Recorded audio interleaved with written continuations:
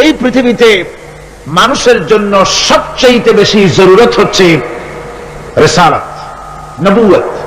নবুয়ত হচ্ছে পৃথিবীর মানুষের জন্য সবচাইতে বেশি জরুরি। সবচাইতে বেশি কি জরুরি, প্রয়োজনীয়।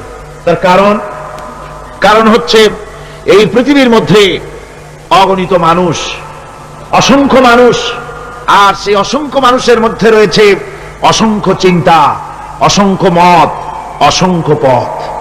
যেমন এই বিশাল মাহফিল, এই মাহফিলের ভিতরে যত লোক এসেছে সব কি এক চিন্তার লোক? বলুন, সব কি এক দলের লোক? সব কি এক মত ও পথের লোক? নিশ্চয়ই নয়। এই মাহফিলের ভেতরে যত মানুষ এসেছে ঠিক অত না হলেও তার কাছাকাছি চিন্তা এবং মত ও পথের বহুত লোক এখানে এসেছে। কেউ তো চিন্তা করেন ধর্মনিরপেক্ষ মতবাদের মাধ্যমে আসবে দেশ ও সমাজে শান্তি। কেউ ভাবেন যে না, পুঁজিবাদের মাধ্যমেই আসতে পারে শান্তি। কেউ ভাবেন না সমাজতন্ত্রের মাধ্যমেই আসতে পারে পৃথিবীর বুকে, বিশেষ করে আমাদের দেশের শোষিত নির্যাতিত মানুষের মুক্তি। আবার কেউ ভাবেন না, এর কোনোটাই নয়, জাতীয়তাবাদের মাধ্যমেই আসতে পারে শান্তি। আবার কেউ ভাবেন না, এ ধর্মনিরপেক্ষতাবাদ নয়, জাতীয়তাবাদ নয়, সমাজতন্ত্র নয়, পুঁজিবাদ নয়, কেবলমাত্র শান্তি আসতে পারে ইসলামের মাধ্যমে। সুতরাং এক পদের এক চিন্তার লোক আসে নাই। এখানে যেমন বিএনপির লোক আছে, তেমন আওয়ামী লীগের লোকও আছে, তেমন জাসদ আছে, বাসদ আছে, আবার তেমন মুসলিম লীগ আছে, তেমন নিজাম ইসলাম আছে, তেমন জামাত ইসলামীও আছে। ঠিক কিনা? আবার সকল ছাত্র সংগঠন, এদের অঙ্গ সংগঠন যত আছে সব ছাত্র সংগঠনের লোকও আছে। তাহলে বোঝা গেল এই ধরনের একটি মাহফিলের মধ্যে যদি এত চিন্তা, এত মত আর পথ, এত আদর্শ মাথার মধ্যে যদি থাকে, তাহলে গোটা পৃথিবীতে সারা দুনিয়া জুড়ে যত মানুষ আছে এই মানুষগুলির কত চিন্তা, কত মত আর কত পথ। অসংখ্য মানুষ, অসংখ্য চিন্তা। তবে মূল কথা হলো এই সব চিন্তাগুলি এক সময় সঠিক হতে পারে না। সব মত, সব মতবাদ, সব ইজম একসাথে সত্য হতে পারে না। সত্য মাত্র হয় একটি। সত্য হয় কয়টি? জোরে বলেন, কয়টি? এই হাজারো মত, হাজারো পথের মধ্যে সত্য মাত্র একটি। এই সত্য পথ কোনটি তা কে বলে দেবে? কে বলবে? আল্লাহ রাব্বুল আলামিন বলেছেন, وعلى الله قصد السبيل ومنها جائر ولو شاء لهداكم أجمعين وعلى الله قصد السبيل। আর সোজা রাস্তাটা বলে দেওয়ার দায়িত্ব আমি আল্লাহ। ومنها جائر, যেখানে রয়েছে অসংখ্য বাঁকা পথ। আল্লাহ পাক বলছেন যেখানে অসংখ্য বাঁকা পথ, সেই অসংখ্য বাঁকা পথের মাঝে সোজা রাস্তাটা বলে দেওয়ার দায়িত্ব আমি আল্লাহ পাকের। সুবহানাল্লাহ ওয়া বিহামদিহি। সেই সোজা রাস্তাটা বলে দেওয়ার দায়িত্ব আল্লাহ গ্রহণ করে গোটা পৃথিবীর মানুষের জন্য সোজা রাস্তা বলে দেওয়ার জন্যই নবুয়তের সিলসিলা চালু করেছেন, রিসালাত এই পৃথিবীর মানুষের জন্য প্রদান করেছেন সোজা রাস্তা বলে দেওয়ার জন্য। আমরা সোজা রাস্তাটা চেয়েছি আল্লাহর কাছে। সূরা ফাতিহার মধ্যে প্রত্যেক নামাজের মধ্যে প্রতি রাকাতে আমরা আল্লাহর কাছে সোজা রাস্তা চাই। কি বলেন, ঠিক না? আমরা নামাজের মধ্যে বলি, ইহদিনাস সিরাতাল মুস্তাকিম সিরাতাল্লাযীনা আন'আমতা আলাইহিম গায়রিল মাগদুবি আলাইহিম ওয়ালাদ-দাল্লিন। আয় আল্লাহ, আমাদেরকে তুমি একটা সোজা সহজ সরল রাস্তা বলে দাও। নিয়ামত প্রাপ্তদের রাস্তা আমাদের বলো। আমরা সোজা রাস্তা চাই। আল্লাহ পাক আমাদের চাহিদা অনুযায়ী আগে থেকেই আল্লাহ পাক পৃথিবীর মানুষের জন্য সোজা রাস্তা বলে দেওয়ার জন্য পয়গম্বরদেরকে প্রেরণ করেছেন। এই নবুয়ত, এই রিসালাত হচ্ছে পৃথিবীর মানুষের জন্য সবচেয়ে বেশি জরুরি। আর এই নবুয়তকে আল্লাহ রাব্বুল আলামিন যে দান করলেন, তা মানুষেরা নিজেরা নির্বাচনের মাধ্যমে নবী বানাতে পারে না। নবী আল্লাহই তৈরি করেন। নবী ইলেকশনের মাধ্যমে, ভোটের মাধ্যমে নবী তৈরি হয় না। নবী তৈরি হয় কিসের মাধ্যমে বলুন? জি, আল্লাহ রাব্বুল আলামিন নবুয়ত তিনি দেন, নবুয়ত তিনি মনোনীত করেন, তিনি নির্বাচনের মুহতাজ করেন নাই নবুয়তকে। যেহেতু যারা নবী হবেন তাদেরকে আল্লাহ পাক আগের থেকেই তৈরি করে রাখেন। হঠাৎ করে 40 বছর বয়সের সময় কোন একটি লোক পথের থেকে ধরে নিয়ে আল্লাহ নবী বানান না, নবী বানান আগের থেকেই।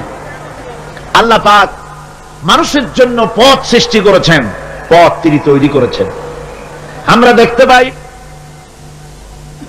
সমুদ্রের ভিতরে নাবিকেরা তারা যখন স্টিমার চালায়, নৌযান যখন চালায়, তখন দিনের বেলায় সূর্যের আলো দিয়া চলে, রাতের আঁধারে যেন পথ না হারায় সেজন্য রব্বুল আলামিন আকাশে তারকা খচিত করে নাবিকদেরকে পথের দিশা দিয়ে দিয়েছেন। আবার তিনি মরুভূমির ভিতরে ধুধু প্রান্তরের মধ্যে নিশানা তৈরি করে মানুষের পথের দিশা দিয়েছেন। যে আল্লাহ রাব্বুল আলামিন মানুষের এমনি করে সমুদ্রের মধ্যে, পাহাড়ের ভিতরে, প্রান্তরের মধ্যে পথের দিশা দিয়ে দিয়েছেন, সেই আল্লাহ রাব্বুল আলামিন মানুষের জীবনের চলার জন্য আলো প্রদান করেন নাই, পথ প্রদান করেন নাই। এটা কেবলমাত্র বেকুফরাই চিন্তা করতে পারে। কারা চিন্তা করবে এটা? যারা বেকুফ, যারা আহমক, ওরাই চিন্তা করতে পারে। আল্লাহ পাক পথ তৈরি করেছেন, আলো জ্বালিয়েছেন। কোরআনে কারীমে রব্বুল আলামিন বলেছেন, قد جاءكم من الله نور وكتاب مبين। আমি আল্লাহর পক্ষ থেকে তোমাদের জন্য এসেছে আলো, আর আমি তোমাদের দিয়েছি স্পষ্ট কিতাব। আমার পক্ষ থেকে যে আলো তোমাদেরকে দান করেছি সে আলো হচ্ছেন মুহাম্মদ রাসূলুল্লাহ সাল্লাল্লাহু আলাইহি ওয়াসাল্লাম, তিনি হতেছেন আলো। আর একটা কিতাব দিয়েছি, ওই কিতাবের নাম হচ্ছে কোরআনে কারীম। কোরআন শরীফ দিয়েছে, স্পষ্ট কিতাব। আর আলো দিয়েছি, আলো হচ্ছেন মুহাম্মদ রাসূলুল্লাহ সাল্লাল্লাহু আলাইহি ওয়াসাল্লাম। হুজুরকে নূর বলা হয়েছে, হুজুরকে সিরাজাম মুনীরা বলা হয়েছে, একটা উজ্জ্বল প্রদীপ বলা হয়েছে।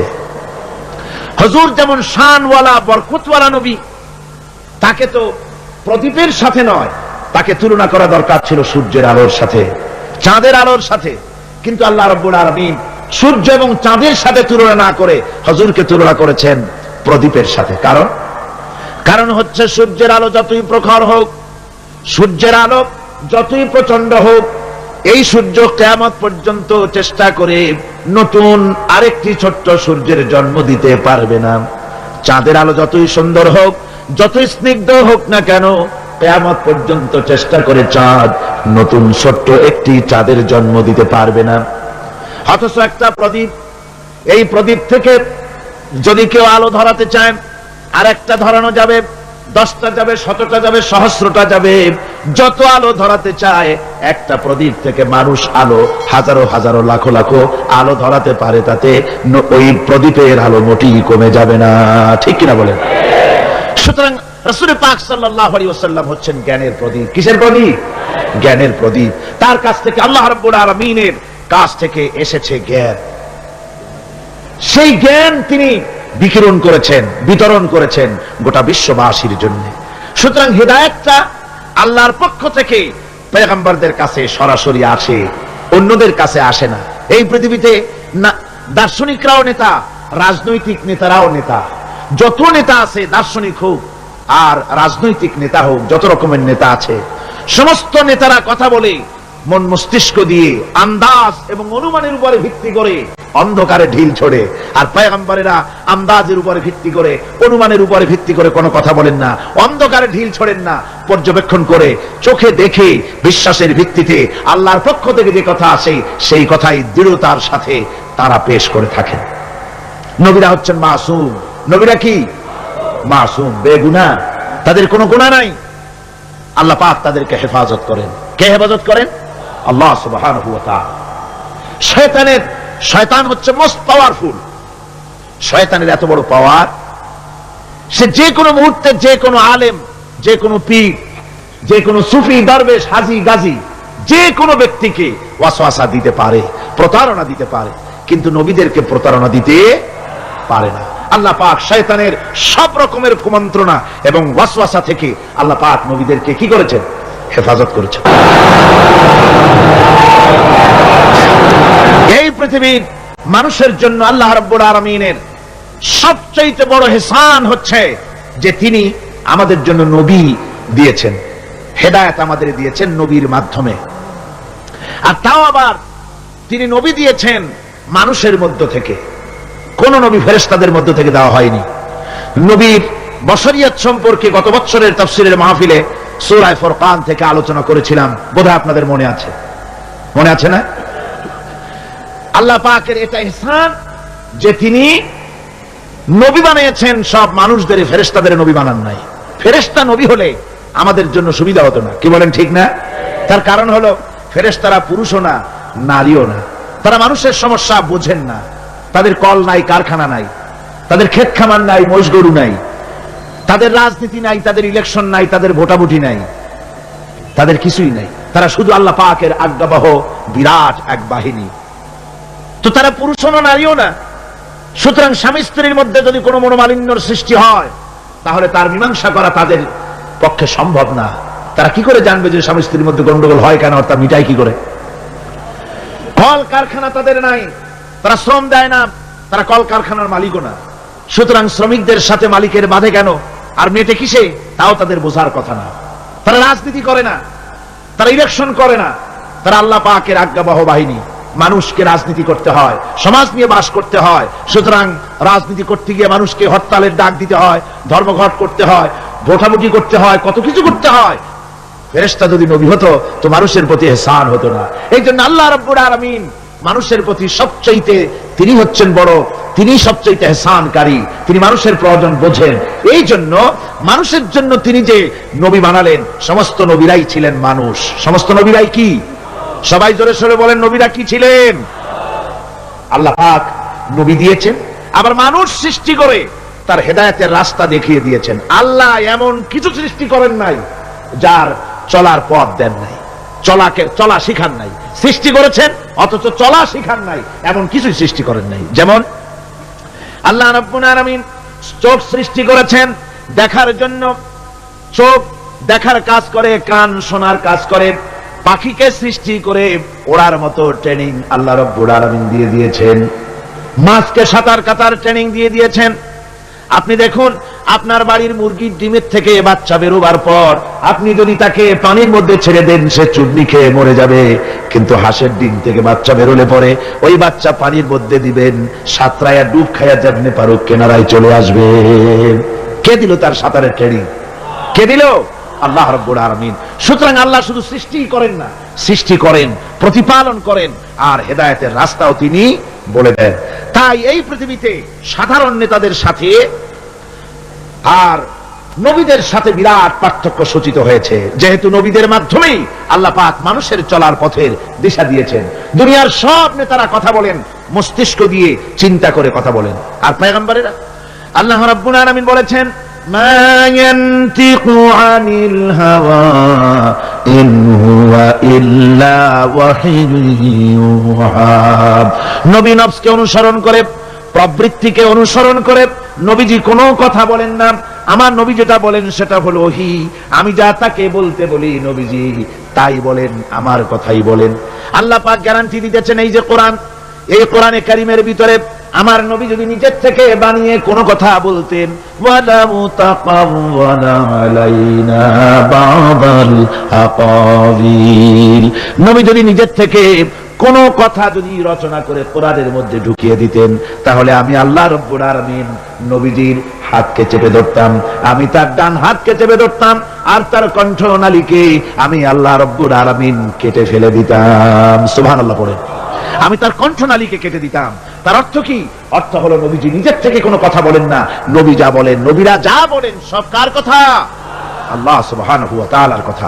তাই নবীদের কাছে যত ইলম এসেছে সমস্ত ইলম কার? জোরে বলেন, সমস্ত ইলম কার? আল্লাহ পাকের। আল্লাহর পক্ষ থেকেই তাদের কাছে ইলম এসেছে।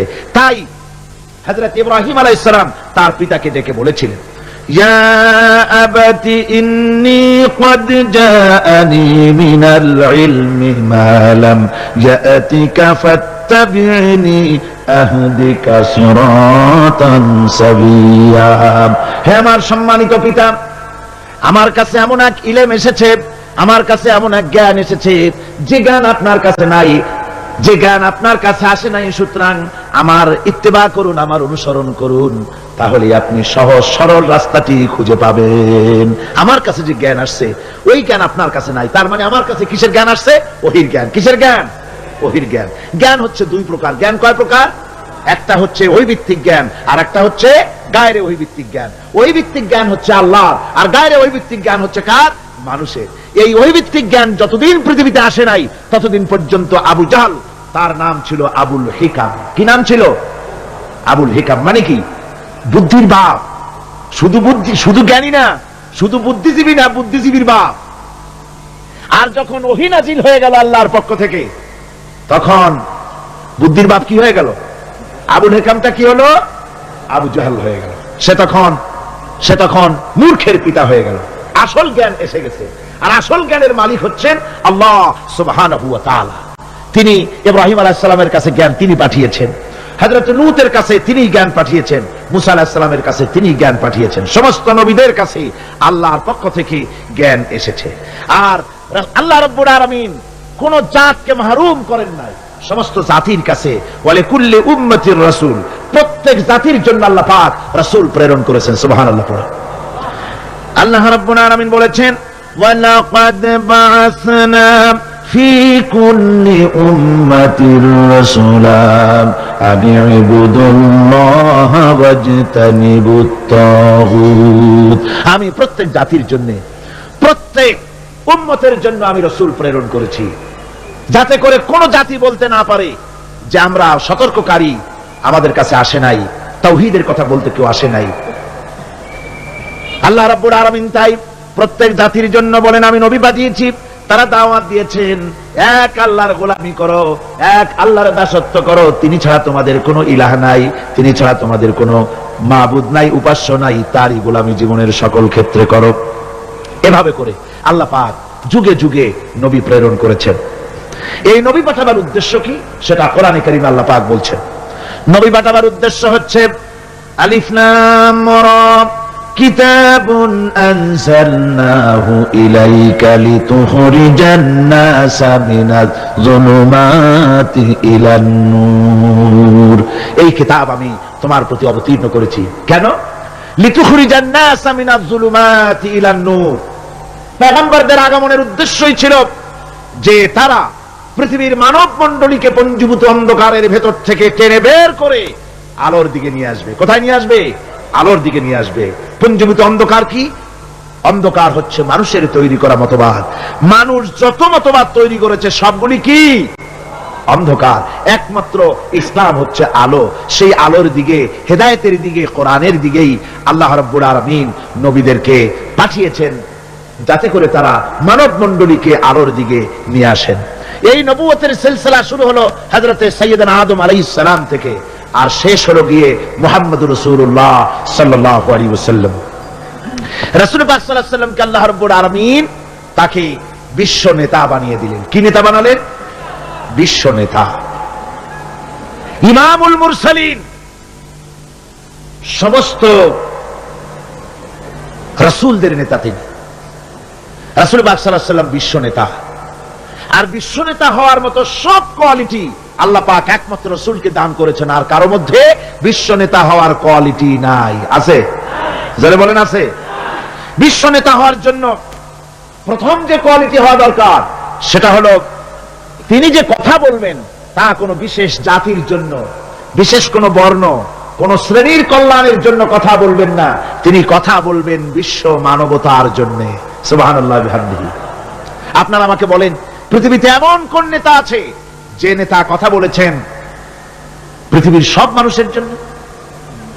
দুনিয়ায় যত নেতা এসেছেন সমস্ত নেতারাই যার যার জাতির কথা বলেছেন, ভাষার কথা বলেছেন, নিজের দেশের কথা বলেছেন, বিশ্ব মানবতার কথা কেবলমাত্র বলেছেন মুহাম্মদ রাসূলুল্লাহ সাল্লাল্লাহু আলাইহি ওয়াসাল্লাম। আল্লাহর নবী বলেছেন, সাদা এবং কালো, আরব এবং অনারব, মানুষের মাঝে কোনো ভেদাভেদ নাই। আরবের উপরে অনারবের কোনো প্রাধান্য নাই, অনারবের উপরে আরবের কোনো প্রাধান্য নাই। সৈয়দ বংশের বলে, শিক্ষার গৌরব, বংশের গৌরব বলে কোন জিনিস থাকবে না। মুসলমানদের একমাত্র দুনিয়ার ভিতরে আল্লাহর কাছে সম্মানিত সেই ব্যক্তি, ইন্না আকরামাকুম ইনদাল্লাহি আতকাকুম, আল্লাহর কাছে তোমাদের মধ্যে সবচেয়ে বেশি মর্যাদা তার যে ব্যক্তি তোমাদের মধ্যে আল্লাহ পাককে সবচেয়ে বেশি ভয় করে, সেই ব্যক্তি হচ্ছে তোমাদের মধ্যে সবচেয়ে মর্যাদা সম্পন্ন। সাদা এবং কালোর ব্যবধান দূর করলেন মুহাম্মদ রাসূলুল্লাহ, যারা বলেন সাল্লাল্লাহু আলাইহি ওয়াসাল্লাম।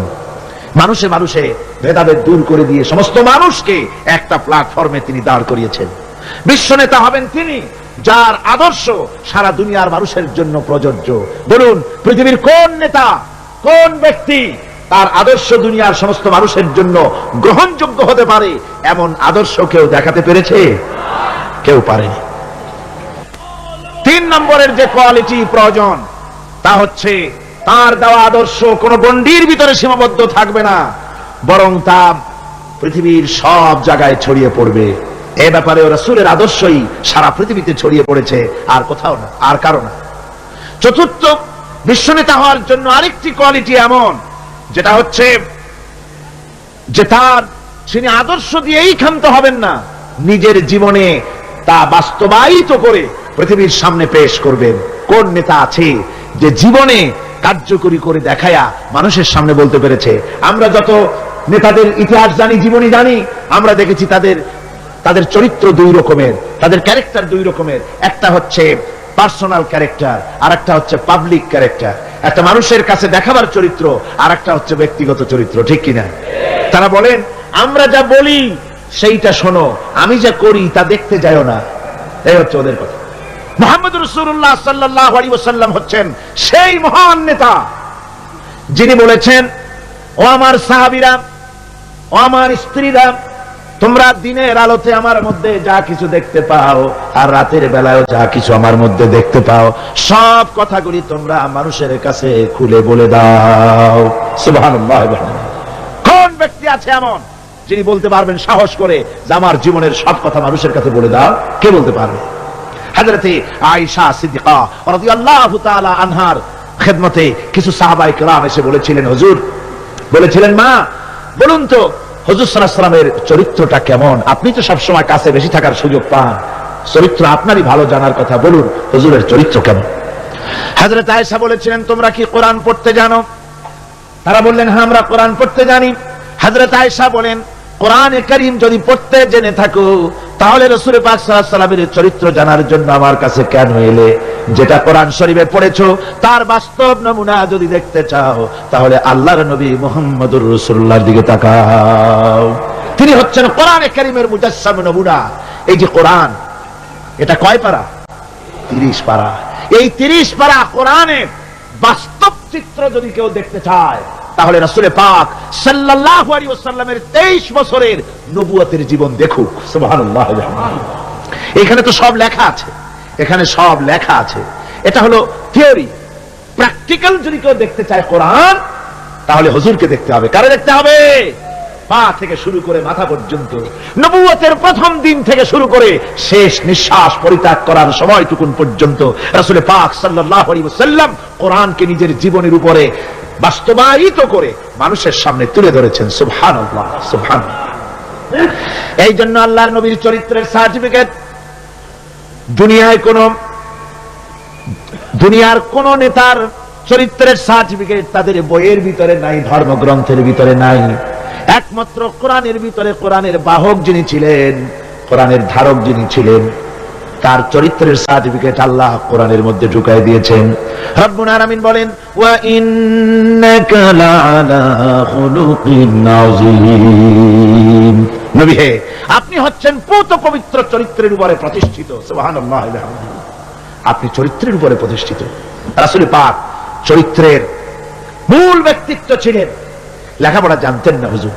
হুজুর কি লেখাপড়া জানতেন? লেখাপড়া জানতেন না, না পড়তে জানতেন, না লিখতে জানতেন, না নিজের নাম সই করতে পারতেন।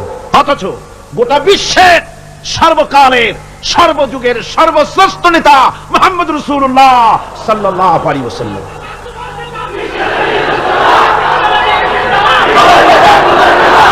কেমন করে নেতা হলেন? সমস্ত মানুষের জন্য তিনি নেতা হলেন। কোন কলেজে ভার্সিটিতে পড়াশোনা না করে, কিভাবে? হুজুর নিজে বলেছেন, ইন্নামা বুইস্তু মুআল্লিমান, আমি পৃথিবীতে প্রেরিত হয়েছি শিক্ষক হিসেবে। যেরকম তো কি হিসেবে? শিক্ষক হিসেবে। কোন কলেজে পড়েন নাই। হুজুর কি কোন কলেজ থেকে গ্রাজুয়েশন ডিগ্রি নিয়েছিলেন নাকি? মাস্টার্স কামেল পাস করেছেন? সুবহানাল্লাহ। নবীদেরকে আল্লাহ রাব্বুল আলামিন কোথাও লেখাপড়া করান না। তার কারণ, নবীরা যদি লেখাপড়া করতে যান, তাহলে যার কাছে শিখবেন তিনি তো তার উস্তাদ হবেন, তিনি হবেন তার মুরব্বী। আর যিনি শিক্ষা দিবেন তার জ্ঞান তো সীমাবদ্ধ। সীমাবদ্ধ জ্ঞানের মানুষের কাছে তিনি শিখবেনটা কি? এই জন্য নবীদের শিক্ষক পৃথিবীর কোন মানুষ নয়, নবীদের শিক্ষক স্বয়ং আল্লাহ সুবহানাহু ওয়া তাআলা। আল্লাহ নিজে শিখাইছেন। আমার ভাইরা, রাসূল পাক সাল্লাল্লাহু আলাইহি ওয়াসাল্লামের চরিত্র এত বড় চরিত্রবান ব্যক্তিত্ব, আল্লাহর আকাশের নিচে জমিনের উপরে আর কেউ হতে পারে না। আমরা তার চরিত্রের সার্টিফিকেট সর্বপ্রথম আমরা নিলাম। আমরা রাসূলের চরিত্র দেখতে পেলাম। রাসূলের স্ত্রী হযরতে খাদিজাতুল কুবরা রাদিয়াল্লাহু তাআলা আনহা, তিনি রাসূলের চরিত্রের সার্টিফিকেট দিতেছেন। বলেন, পুরুষের চরিত্রের সার্টিফিকেট সবচাইতে অথেন্টিক কারটা? স্ত্রী। স্ত্রী যে সার্টিফাই করে ওইটা হলো সবচাইতে মূল্যবান। আপনি পারেন বিদেশে গিয়া খুব বেশি জামা কাপড় গায়ে দিয়া তারপরে বলতে পারেন যে আমি একেবারে কুতুবে জামান, ইমামুল জিন্নি ওয়াল ইনস, একটা বহুত কিছু আপনি বলতে পারেন, কিন্তু আপনি কুতুবে জামান না শয়তানের খালাতো ভাই, এটা বউ জানে সবচাইতে বেশি। কে জানে সবচাইতে বেশি? বউ। স্ত্রী জানে সবচাইতে বেশি। রাসূলুল্লাহর সার্টিফিকেট স্ত্রী দিচ্ছে। সুবহানাল্লাহ। দেখুন, হুজুর যখন নবুয়ত পেলেন এবং হযরত খাদিজার কাছে পেশ করলেন, লম্বা ঘটনায় যাব না। রাসূলুল্লাহ যখন নবুয়তের কথা পেশ করলেন হযরত খাদিজার কাছে, উম্মুল মুমিনিন হযরতে খাদিজাতুল কুবরা রাদিয়াল্লাহু তাআলা আনহা এক সেকেন্ডও দেরি করেন নাই, এক মুহূর্ত দেরি করেন নাই। আমরা জানি একটা স্ত্রী তার স্বামীর জন্য জান দিতে পারে, মাল দিতে পারে, ভালোবাসা জীবনে যা আছে সব উজাড় করে দিতে পারে, কিন্তু স্ত্রী কখনো স্বামীর উপরে ঈমান আনতে পারে না। পারে নাকি? টেস্ট করেন। আজকে গভীর রাত্রে ঘুম ভাঙিয়া বউকে জাগান, এই মাত্র স্বপ্নে দেখলাম এক ফেরেশতা বলে গেল আমি নাকি পীর, তো তুমি সর্বপ্রথম আমার কাছে মুরিদ হও। বউ বলবে যে এই দান্দাবাজি আমার কাছে করে ওঠো না, অন্য কোথাও পথ দেখো। ঠিক না? স্ত্রী জান দিয়ে দিতে পারে স্বামীর জন্য, ঈমান আনতে পারে না। আল্লাহর নবী যখন নবুয়তের কথা হযরতে খাদিজার কাছে পেশ করলেন, হযরতে খাদিজা এক মুহূর্ত দেরি করেন নাই, এক সেকেন্ডও চিন্তা করেন নাই, সঙ্গে সঙ্গে মা খাদিজা পড়েছেন লা ইলাহা ইল্লাল্লাহু মুহাম্মাদুর রাসূলুল্লাহ। জোরে সোরে পড়েন লা ইলাহা, না না ওইটা লা ইলাহা, জোরে পড়েন লা ইলাহা।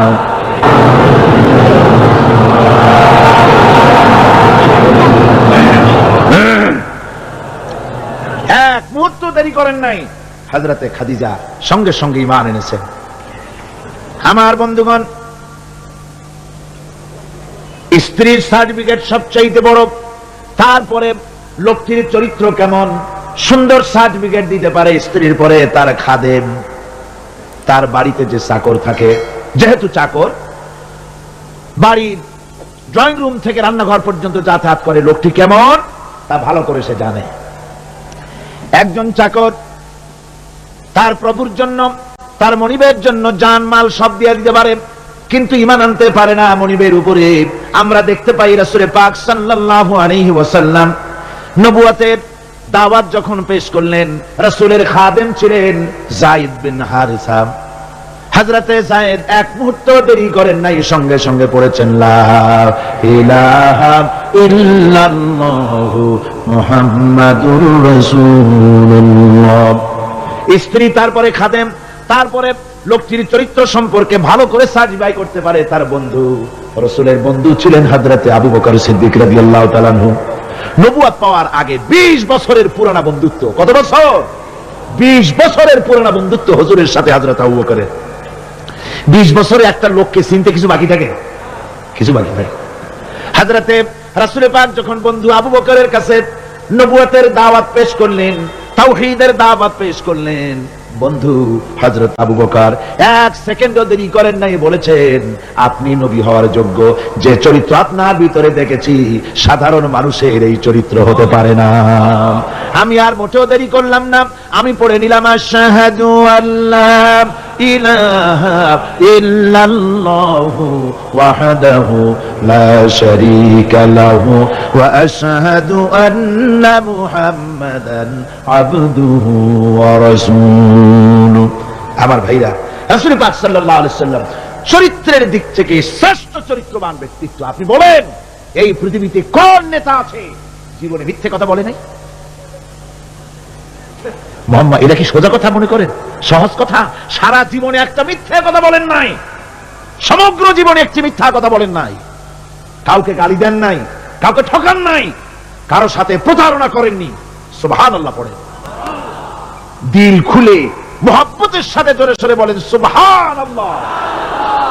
কত বড় আযীম ব্যক্তিত্ব!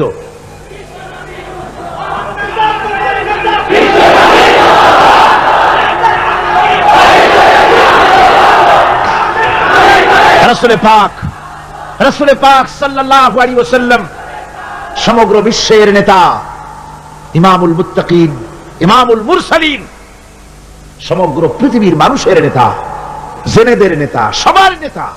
তাই তোমার নেতা আমার নেতা কে? জোরে বলেন, তোমার নেতা আমার নেতা কে?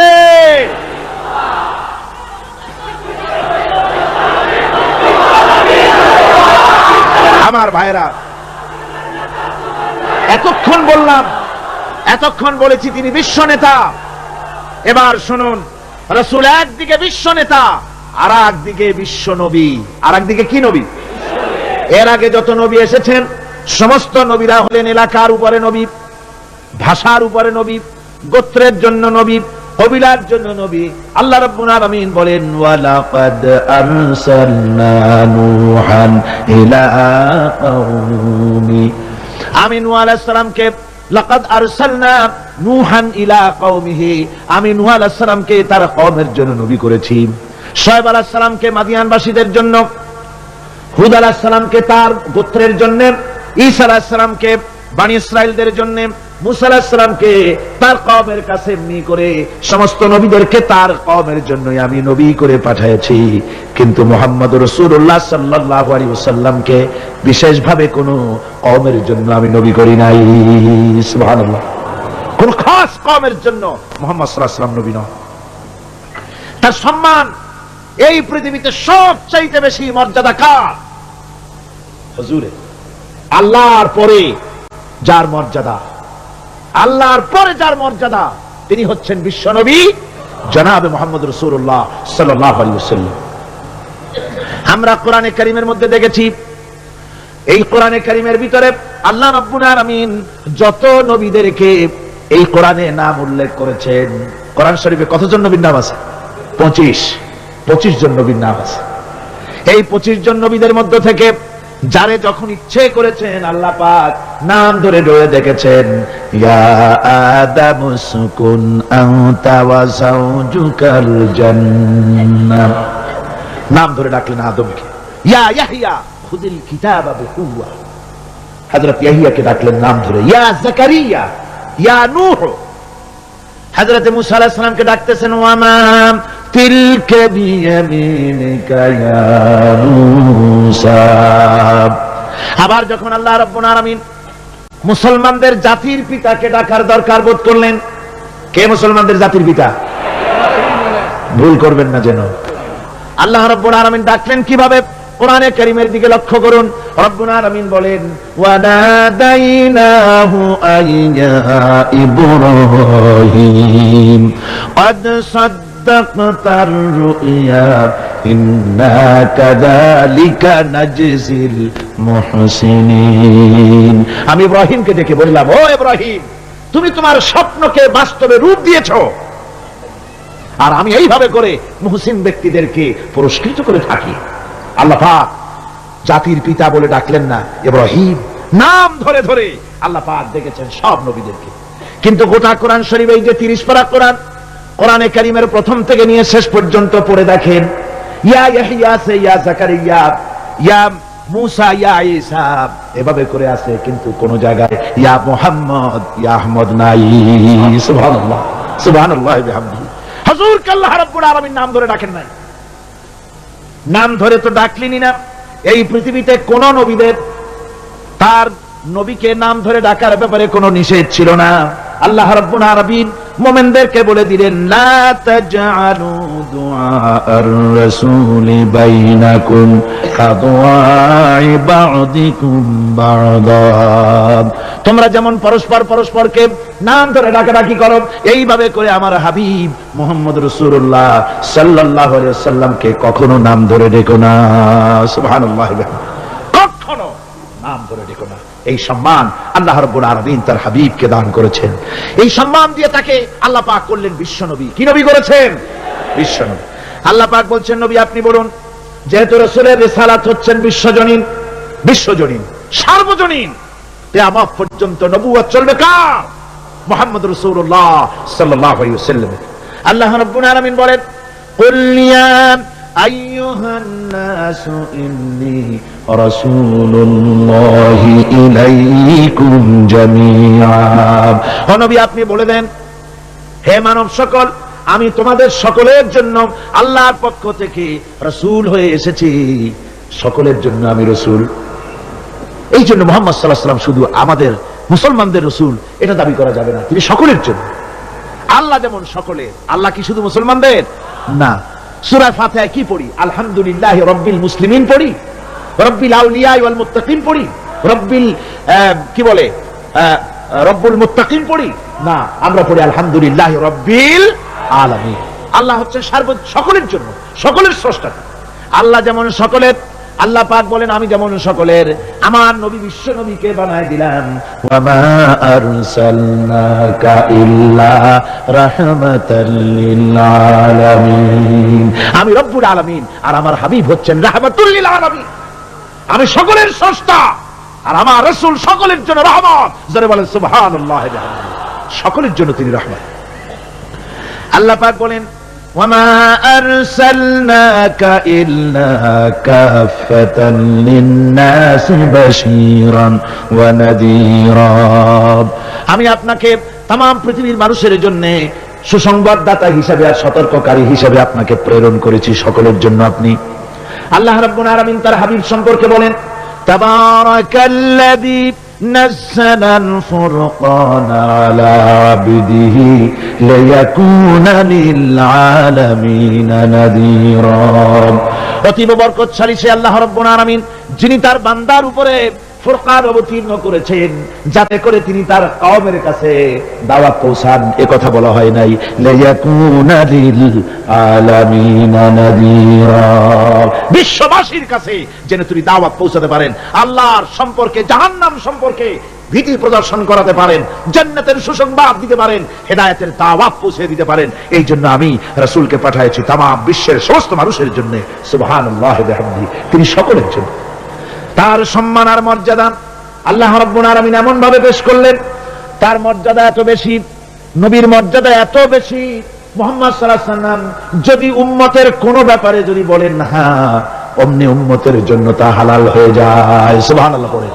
কে আছে এমন যে তার মুখের কথাই কোন পরামর্শের ধার ধারে না? মুখের কথাটা কি? আইন। রাসূল যদি বলেন হ্যাঁ, উম্মতের জন্য কি হয়? হালাল। রাসূল বলছেন না, উম্মতের জন্য কি হয়ে গেল?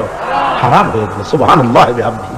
এটা হচ্ছে আল্লাহ তার রাসূলকে লেজিসলেটিভ পাওয়ার, আইন তৈরি করার অধিকার আল্লাহ তার হাবিবকে দিয়েছেন। রাসূল ছিলেন শারে, শরীয়ত প্রণেতা। হালাল হারামের সীমারেখা কোরআনে যা আছে এতে কোনো শেষ নয়। হালাল হারামের সীমারেখা রাসূলের পাককে প্রদান করার জন্য, নির্ধারণ করার জন্য আল্লাহ পাক তাকে পারমিশন দিয়েছেন, পাওয়ার দিয়েছেন। ওয়ামা আতাকুমুর রাসূলু ফাখুযুহু ওয়ামা নাহাকুম আনহু ফান্তাহু। এই আয়াত দিয়ে প্রমাণিত হয় রাসূল তোমাদের জন্য যা দেন তা গ্রহণ করো, যা নিষেধ করেন তার থেকে বিরত থাকো, ফিরে থাকো। রাসূল পাক সাল্লাল্লাহু আলাইহি ওয়াসাল্লামের ইজ্জত, সম্মান এভাবে আল্লাহ দান করলেন। হ্যাঁ বললে হালাল হয়ে যায়, না বললে হারাম হয়ে যায়। রাসূলের মর্যাদা এত বেশি, তিনি যদি পথ চলেন পা উঁচু করলে আরশে আযীম পর্যন্ত চলে যান। তিনি যদি আল্লাহর দরবারে মোনাজাত করেন, মোনাজাত করতে দেরি আছে, কবুল হতে দেরি নাই। হাত তোলা লাগে না, হাত তোলা লাগে না। আমরা যে হাত তুলে মোনাজাত করি, হুজুর সাল্লাল্লাহু আলাইহি ওয়াসাল্লাম হাত তুলেছেন, আবার অনেক সময় হাত তোলেন। কোন সময় হাত, হাদিস শরীফে এসেছে এভাবে হাত উঁচু করেছেন আকাশের দিকে, হাদিস শরীফে এসেছে বগলের সাদা চামড়া দেখা গিয়েছে, এভাবে আল্লাহর কাছে দুহাত তুলে দুহাত প্রসারিত করে আল্লাহর কাছে কামনা করেছেন। এমন সত্তা, মনে এরাদা করতে দেরি, কবুল হতে দেরি নেই। হাদিস শরীফে এসেছে হযরত আবু হুরায়রা রাদিয়াল্লাহু তাআলা আনহু একবার রাসূল করিম সাল্লাল্লাহু আলাইহি ওয়াসাল্লামের দরবারে কাঁদতেছিলেন। হুজুর জিজ্ঞেস করলেন, আবু হুরায়রা তুমি কাঁদো কেন? হুজুর, হযরত আবু হুরায়রা বলেন, হুজুর আমার মা আমাকে মেরেছে, আমি সেই জন্য কাঁদতেছি। হুজুর বলেন, মা তোমাকে মারলো কেন? কোনো বেয়াদবি করেছো নাকি? তিনি বললেন, না কোনো বেয়াদবি করি নাই, তবে মারলো কেন? হযরত আবু হুরায়রা বলেন, হুজুর আমার মা হচ্ছেন মুশরিকা, আমার মা কাফের। আমি অনেক রাত হয়েছিল বাড়ি ফিরতে, আমার মা জিজ্ঞেস করলো এত রাত কোথায় ছিলি? আমি বললাম, মা তামাম পৃথিবী যে কদম মোবারক চুমতে পারলে নিজেকে ধন্য মনে করে, আমি সেই রাসূলের দরবারে ছিলাম, আসতে দেরি হয়ে গেছে। ইয়া রাসূলুল্লাহ, আপনার নাম শোনা মাত্র আমার মায়ের গায়ে আগুন জ্বলে গেল, সহ্য করতে না পেরে আমাকে মায়ের আরম্ভ করে দিল। বলল, আবু হুরায়রা হয় আমার বাড়ি ছাড়বি, না হয় মুহাম্মদ সাল্লাল্লাহু আলাইহি ওয়াসাল্লামের ঘর ছাড়বি, কোনটা করবি কর। আমি বললাম, মা তোমার গায়ে যত শক্তি আছে সমস্ত শক্তি দিয়ে তুমি আমাকে প্রহার করো, আমি তামাম তোমার বাড়িটা সুদ্ধা তামাম দুনিয়া ছেড়ে দিতে পারি, কিন্তু রাসূল পাক সাল্লাল্লাহু আলাইহি ওয়াসাল্লামের কদম মোবারক ছাড়তে পারি না। ভাইরা আমার, হযরতে আবু হুরায়রা কাঁদতেছেন। আল্লাহর নবী বলেন, তুমি কাঁদো কেন? তোমার মা তোমাকে মেরেছেন, আমি এখানে কি করব? এখানে তো আমি কোনো দখল আন্দাজ করতে পারি না, আমি কি করতে পারি? এখানে ইন্টারফেয়ার আমি করতে পারি না, মা তোমারে মেরেছে। হযরত আবু হুরায়রা বলেন, ইয়া রাসূলুল্লাহ, মায়ের বিরুদ্ধে কোনো নালিশ করার জন্য আপনার কাছে আমি আসি নাই। বলে, কেন এসেছো? হযরত আবু হুরায়রা বলেন, হুজুর এসেছি এই জন্য, আমি জানি আপনি যদি আল্লাহর দরবারে কোনো ব্যাপারে দোয়া করেন, আল্লাহ রাব্বুল আলামিন তা মঞ্জুর করে নেন। আপনি মেহেরবানি করে আমার মায়ের হেদায়েতের জন্য আল্লাহর কাছে দোয়া করুন। হুজুর সাল্লাল্লাহু আলাইহি ওয়াসাল্লাম দুহাত উঁচু করলেন, বললেন, আল্লাহুম্মা ইহদি উম্মা আবি হুরায়রা, আয় আল্লাহ আবু হুরায়রার মাকে তুমি হেদায়েত নসিব করে দাও। এই দোয়া রাসূল করতেছেন, হুজুরকে দোয়ার মধ্যে ফেলে রেখে আবু হুরায়রা দৌড় আরম্ভ করেছে বাড়ির দিকে। পেছন থেকে কয়েকজন সাহাবী তারা দৌড়ে গেল। আবু হুরায়রা দৌড়ায় কেন? এত ভদ্র মানুষ, কোন সময় কারোর সাথে রাগারাগি করে না, দৌড়ায় কেন? নিশ্চয়ই কোনো বিপদ বুঝি হয়ে গিয়েছে, পিছন থেকে জামা টেনে ধরেছে, কি হয়েছে, দৌড়াও কেন? হযরত আবু হুরায়রা বলেন, আমার জামা ছেড়ে দাও, আমাকে দৌড়াতে দাও, আমি দৌড়াইয়া বাড়ি পৌঁছে গিয়ে দেখতে চাই আমি আগে দৌড়ে বাড়িতে গেলাম না নবীজির দোয়া আমার আগে আমার বাড়ি পৌঁছে গেল, কোনটা হলো আমি সেটা দেখতে চাই। হযরত আবু হুরায়রা দৌড়াতে দৌড়াতে ঘরের কাছে গিয়ে নক করেছে, ভিতর থেকে আওয়াজ এলো, কে? হযরত আবু হুরায়রা বললেন, মা আমি ফিরে এসেছি। মা বলছেন, বাবারে অপেক্ষা কর, দরজা খুলতেছি। হযরত আবু হুরায়রা বলেন, মায়ের গলার আওয়াজের মধ্যে শিরকিয়াতের কর্কশতা পেলাম না, মায়ের গলার আওয়াজের মধ্যে তাওহীদের নরমিয়ত পেলাম। আমার মনে হলো রাসূলুল্লাহর তীর তার নিশানায় পৌঁছে গেছে। কিছুক্ষণ পর মা আমার বেরোলেন, মাথার চুল দিয়া পানি পড়তেছে, বুড়া মানুষ। মা আমার কাছে এসে বলল, বাবা তোমাকে মারার পর আমি বড় অনুতপ্ত হয়েছি, মনে মনে অনুশোচনা করেছি, আরে আমার ছেলে তো কোনো খারাপ জায়গায় যায় নাই, কোনো খারাপ মানুষের কাছে যায় নাই, মারলাম কেন? বড় অনুতপ্ত হয়ে গেছি আমি, এই অনুশোচনা করে আমি এইমাত্র গোসল করেছি, আমাকে নিয়ে চলো তুমি বিশ্ব নবী রাসূলুল্লাহর দরবারে। আমার ভাইরা, রাসূল পাক সাল্লাল্লাহু আলাইহি ওয়াসাল্লাম আল্লাহর নবী এমন এক মহান সত্তা ছিলেন যে তিনি দোয়া আল্লাহর দরবারে হাত উঁচু করতে দেরি আছে, কিন্তু দোয়া কবুল হতে দেরি নাই। হিজরত করে মদিনায় এসেছেন, নামাজ পড়তে দিল চায়, কাবা শরীফের দিকে ফিরে যদি নামাজ পড়তে পারতাম দিলটা বড় ভালো লাগতো, কিন্তু হাত উঁচু করে মোনাজাত করতেছেন না, আল্লাহর কাছে বলতেওছেন না যে আল্লাহ তুমি আমার কিবলাটা বাইতুল মুকাদ্দাস থেকে ফিরাইয়া মক্কা শরীফে বাইতুল্লাহর দিকে ফিরাই দাও, মুখেও বলতেছেন না, মনেও না, শুধু আকাশের দিকে বারবার তাকাচ্ছেন, মোনাজাত করেন নাই, মনে মনে আশা পোষণ করতেছেন যদি এমন একটা ওহী নাযিল হয়ে যেত আল্লাহ রাব্বুল আলামিন সঙ্গে সঙ্গে রাসূল যোহরের নামাজ পড়তেছিলেন, 2 রাকাত পড়া হয়ে গেছে, এমন সময় ওহী নাজিল হয়ে গেল, قد نرى تقلب وجهك في السماء। ও নবী, আমি দেখতে পেয়েছি বারবার আপনি আকাশের দিকে তাকাচ্ছেন। সুবহানাল্লাহ, আমি দেখতে পেয়েছি। فلنولينك قبلة ترضاها فول وجهك شطر المسجد الحرام।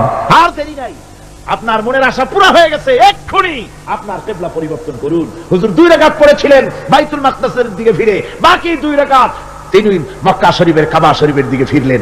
আজও পর্যন্ত সেই মসজিদ আছে, সাক্ষ্য দিচ্ছে নবীর কথা কিভাবে মঞ্জুর হয়। মসজিদে কিবলাতাইন মদিনা মুনাওয়ারায় সেই মসজিদ আজও আছে। ভাইরা আমার, রাসূল পাক সাল্লাল্লাহু আলাইহি ওয়াসাল্লাম এত বড় মর্যাদা সম্পন্ন ব্যক্তিত্ব, মহান ব্যক্তিত্বের উম্মতের মধ্যে আল্লাহ আমাদের শামিল করেছেন। শুকরিয়া স্বরূপ আমরা পড়ি আলহামদুলিল্লাহ। জোরে সোরে পড়েন আলহামদুলিল্লাহ। আমার ভাইরা, মর্যাদা এত বেশি আল্লাহ রাসূলকে আল্লাহ রাব্বুল আলামিন দান করেছেন।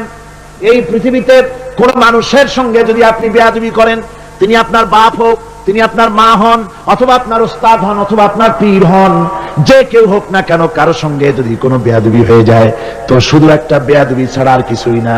কিন্তু নবীজির সঙ্গে যদি কেউ বেয়াদবি করে, সেটা শুধু বেয়াদবি থাকে না, কুফরি হয়ে যায়।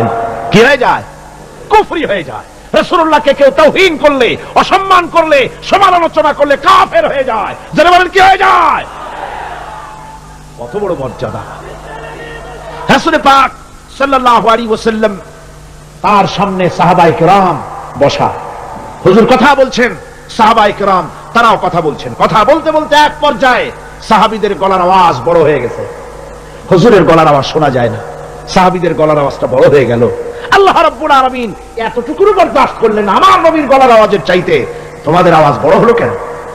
সঙ্গে সঙ্গে ওহী নাজিল হয়ে গেল। আল্লাহ রাব্বুল আলামিন বলেন, ইয়া আইয়ুহাল্লাযীনা আমানু লা তারফাউ আসওয়াতাকুম ফাওকা সাওতিন নবী। ও বিশ্বাসীরা, খবরদার, তোমরা যারা ঈমান এনেছো শোনো, তোমাদের গলার আওয়াজ যেন আমার নবীর গলার আওয়াজের চাইতে বড় না হয়ে যায়। যদি তা হয়, আন তাহবাতা আমালুকুম, জীবনের সমস্ত ভালো কাজগুলি আমি আল্লাহ বরবাদ করে দেব। আজ পর্যন্ত এই আয়াতে কারিমা রাসূল পাক সাল্লাল্লাহু আলাইহি ওয়াসাল্লামের রওজায়ে আতহারের সামনে সবুজ সাইনবোর্ডের উপরে সোনার অক্ষর দিয়ে এই আয়াতে কারিমা লেখা রয়েছে। সুবহানাল্লাহ। সর্বকালের, সর্বযুগের সর্বশ্রেষ্ঠ মহামানব, সর্বশ্রেষ্ঠ বিশ্বনবী, আল্লাহর পরে যার মর্যাদা, তিনি হচ্ছেন মুহাম্মদ রাসূলুল্লাহ সাল্লাল্লাহু আলাইহি ওয়াসাল্লাম। তার অনুসরণ করা ইবাদত, তার অনুসরণ করা কি? আর তার নাফরমানি করা কুফরি। আল্লাহ রাব্বুল আলামিন বলেন, নবী আপনি বলুন, কুল ইন কুনতুম তুহিব্বুনাল্লাহ ফাত্তাবিউনি ইউহিব্বুকুমুল্লাহ ওয়া ইয়াগফির লাকুম যুনুবাকুম ওয়াল্লাহু গফুরুর রহিম। নবী বলুন, তোমরা যদি আল্লাহকে ভালোবাসো, মুমিনদেরকে শোনানো হচ্ছে, শোনো, তোমরা যদি আল্লাহকে ভালোবাসো, ফাত্তাবিউনি, ও নবী আপনি বলে দেন যে তাহলে আমার অনুসরণ করো। কার অনুসরণ? নবীর। কার অনুসরণ? নবীর অনুসরণ। আল্লাহকে যদি ভালোবাসো, এ দাবি যদি সত্য হয়, আমার অনুসরণ করো। আর আমার অনুসরণ যদি করো, আল্লাহ পাক বলেন, নবী শোনায় দেন, আপনার অনুসরণ যারা করবে আল্লাহ তাদেরকে ভালোবাসবেন। আর শুধুই ভালোবাসবেন না, তামাম জিন্দেগীর সকল গুনাহ খাতা রব্বুল আলামিন মাফ করে দিবেন। জীবনের সব গুনাহ মাফ হয়ে যাবে যদি হুজুরের অনুসরণ করা যায়। বিশ্বকবি, কবি সম্রাট আল্লামা ইকবাল রাহমাতুল্লাহ আলাইহি বলেছেন, কি মুহাম্মদ সে वफा तूने तू हम तेरे हैं, ये जहां चीज ही क्या लोहो कलम तेरे हैं। মুহাম্মদ সাল্লাল্লাহু আলাইহি ওয়াসাল্লামের সঙ্গে মুহাব্বত জুড়ে দাও, আকাশ আর জমিন তো দূরের কথা, লোহ কলম পর্যন্ত আমি আল্লাহ তোমার জন্য করে দেব। তুমি মুহাম্মদের হয়ে যাও সাল্লাল্লাহু আলাইহি ওয়াসাল্লাম, তার অনুসরণ করো, তার অনুকরণ করো জীবনের সব ক্ষেত্রে। ভাইরা আমার, তিনি হচ্ছেন আদর্শ। ভালো করে শুনুন, এই পৃথিবীতে কোন পীর সাহেব, কোন খাজা বাবা, কোন মাওলানা সাহেব, কার অন্ধ অনুকরণ করা যাবে না। যাবে চোখ বুঝে বিনা প্রশ্নে বিনা তর্কে যার অনুসরণ করতে হবে তিনি হচ্ছেন মুহাম্মদ রাসূলুল্লাহ সাল্লাল্লাহু আলাইহি ওয়াসাল্লাম। বিনা প্রশ্নে কোন পীর সাহেব বললেন সকালবেলায় 10,000 বার আল্লাহু আল্লাহু করো, আল্লাহ আল্লাহ আসতে হু জোরে, অথবা লা ইলাহা ইল্লাল্লাহ 500 বার জিকির করো, লা ইলাহা আসতে ইল্লাল্লাহ জোরে। আর ইল্লাল্লাহ কোন মুরিদরা তো এত জোরে করে তাতে কলব থাকলেও পারে গেলেও পারে। আপনি ওই পীর সাহেবের কথা মতো এই জিকির করবেন, আপনাকে দেখতে হবে রাসূল পাক সাল্লাল্লাহু আলাইহি ওয়াসাল্লাম এইরকম জিকির করেছেন কিনা, ঠিক কিনা বলুন। সাহাবায়ে কিরাম রিদওয়ানুল্লাহি তাআলা আলাইহিম আজমাইন তারা এরকম জিকির করেছেন কিনা, যদি রাসূল এরকম জিকির করে থাকেন, সাহাবায়ে কিরাম এরকম জিকির করে থাকেন, অবশ্যই সেই জিকির আমরা করব, ঠিক কিনা।